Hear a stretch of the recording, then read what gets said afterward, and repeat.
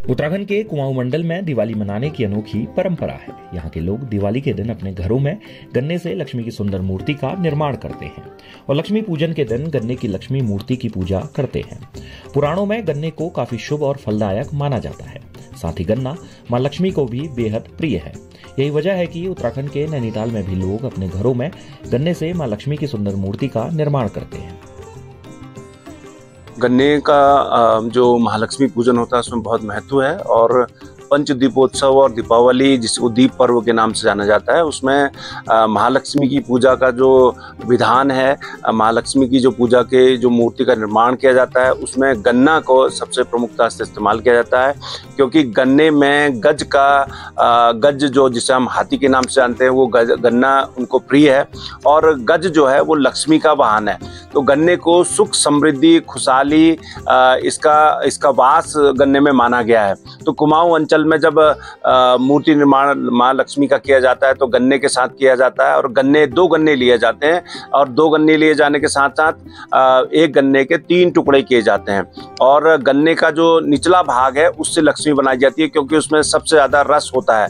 मानस खंड और पुराणों में भी गन्ने को शुभता मानी गई है और इसमें यह माना गया है कि गन्ने का प्रयोग करने से शुभ लाभ जो है वो प्रदान होता है। इसी तरह से जैसे हम शादी अगर बात करें, जनेऊ की बात करें या कोई अन्य धार्मिक कार्य की बात करें तो भी उसमें गन्ने का प्रयोग किया जाता है और गन्ने का प्रयोग जो है वो मिठास घोलने के काम में आता है। उससे जो मन मुटाव है उसको कम करने में भी गन्ने को प्रयोग किया जाता है और गन्ने को जो है कांसे की थाली में रखने की विधान कहता है और उसमें चावल या खीले रखे जाते हैं। उसमें त्रिकोणी जो गन्ने का स्ट्रक्चर है उसको इस्तेमाल में लाया जाता है। गन्ने को वैसे तो सेकरम ऑफिसनेरियम के नाम से जाना जाता है, जिसकी पूरे गन्ने के जो चीनी है वो सब प्रमुखता से खाते हैं और गन्ने की जो कटाई है वो उसका सीजन भी है।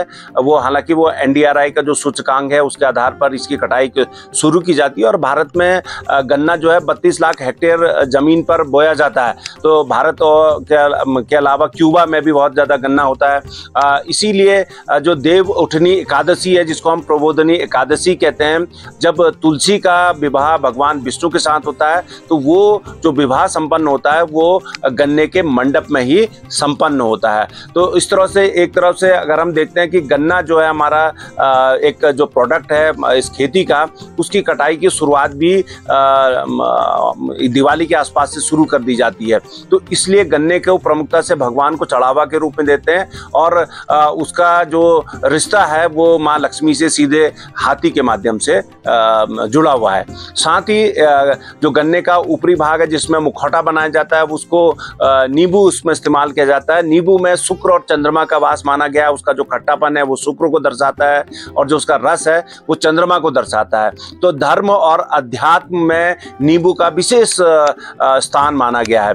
जो नींबू है उससे नकारात्मकता ऊर्जा दूर करने वाला माना गया है। सिट्रस मेडिका जिसको हम बॉटनिकल आधार पर कहते हैं और ये रूटेसी फैमिली का है। तो दोनों जो हमारा चाहे नींबू हो चाहे गन्ना हो, ये मुख्य रूप से हमारे माँ लक्ष्मी के स्थापना में लक्ष्मी के रूप देने के लिए काम में आते हैं और दोनों ही एक ऐसे जो हमारे प्रकृति के उत्पाद हैं जो सुख समृद्धि की कामना करते हैं और हमारी मानवता के साथ साथ जीवधारियों की खुशहाली की कामना करते हैं। नैनीताल से तनुज पांडे की रिपोर्ट।